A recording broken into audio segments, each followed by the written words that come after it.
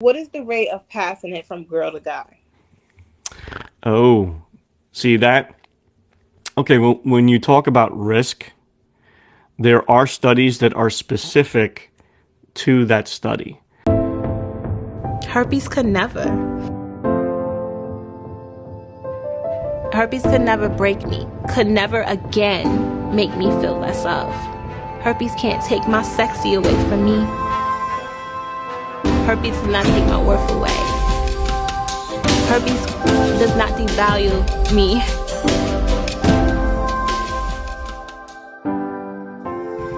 Herpes can. So a lot of people will see numbers, which can be very confusing.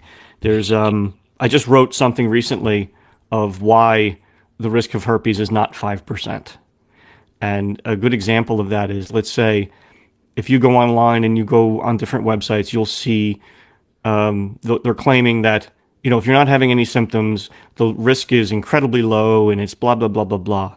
But when you read the data, it is specific to that particular type of study. And then you also have to kind of really dig down and contemplate the facts. So we live in a world that is full of people with herpes. Almost everybody has it. The testing methods suck. They're not very good at finding low levels of antibodies, and they're not very good at determining whether somebody has it or not. There's a whole way to go into it, but if you have a planet where 70 to 80% of the planet is walking around with herpes, do you really think your risk is that low? And then you also have to think about something that a lot of people don't discuss. So herpes is millions of years old, and it has used that time quite, perfectionistly to infect human beings on a level it's an ingenious sort of virus when you really look at it from a biology standpoint. Academically speaking, I don't respect it, but academically speaking, it's very fascinating. Herpes is being passed back and forth every single day, and most people don't see any signs or symptoms, which means people are kissing each other hello, they're having sex. They may become infected, and they more than likely won't see any outbreaks, which is shocking to a lot of people. So they've been doing studies on this for such a long time, and it's unfortunate for people like I was in the past, and for Shayna, and for millions and millions of other people who react. But having herpes is an immunotolerance issue. It's an unwanted roommate that your immune system keeps under control. So, I mean, to say that your risk is a certain percentage, it depends on the study. So from male to female, the risk is quite low because we are built differently. You know what I mean? So women have a vulva, they have a vagina, they have a great deal of surface area down there that is mucosal membrane surface area, which is exactly what the virus is looking for. And if you have a vagina and a vulva, you know that unfortunately you are succumbing to many different issues because it's essentially an open area of the body, and most bacteria and viruses can find their way quite easily. It's extremely unfortunate as a woman to be experiencing any of that. So the risk of a woman passing it to a male, is, I could get you the studies, but talking about risk is such a complicated conversation, because you're looking at numbers and everybody thinks that number applies to them. You know what I mean? And it may not, because people who have herpes and they're not seeing any signs or symptoms, they may be asymptomatically shedding 8 to 15 times a year. So even though they're not experiencing any pain, any symptoms, any tingling sensations, on an average, they can still be shedding the virus 8 to 15 times a year. And now those episodes can last anywhere from a minute to 5 minutes to 15 to a day to a week. You just don't know.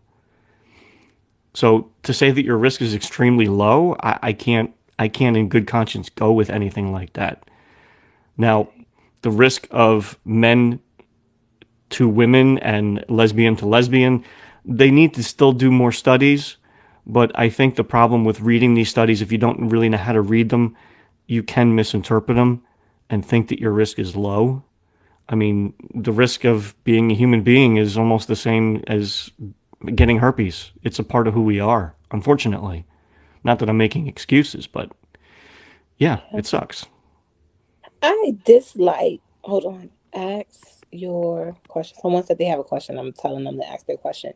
I dislike the word risk when it comes to talking about our herpes. I like to just say chances. Yeah, I don't feel like you are at risk. If we talk about herpes, what are you risking? And when it comes to getting herpes or possibly getting herpes, what is the risk? You may or may not experience an outbreak.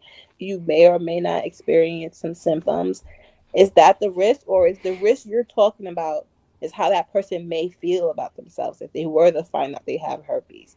The yeah, stigma and the virus are two separate things, and I need the community to understand that the stigma and virus are two separate things. So when you say risk, are you talking about risking the herpes stigma, or are you talking about risking the virus and whether they may or may not have symptoms? Because most people within the community don't have symptoms. yeah. That's a good way to put it. I like that. I That was, I risk was word. taught. Everybody always has the. This one's always a good one too. They're like, well, what is my risk of dating someone who has herpes? And I was like, well, your risk is just as comparable as dating random people on the internet. The only difference is that, like, if you're dating somebody who knows that they have herpes, this person, if they care anything about you, hopefully, they are well aware of their symptoms. They'll say, at least in my experience, and other people that I know would say, hey, listen, I'm feeling a little weird, got a little tingling going on down there, so maybe we should just avoid, contact for a little while, Mhm. which is a good way to do it.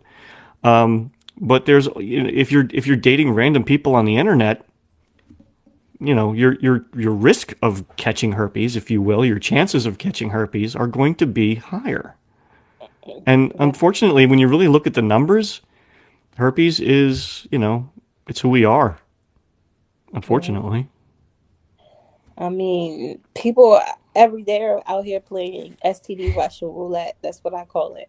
Every time, every time you decide to have sex with anyone, whether it's Anyone. protected or Yeah. unprotected sex, and you haven't required to see someone's STD results beforehand, you're playing Hmm. STD Russian roulette.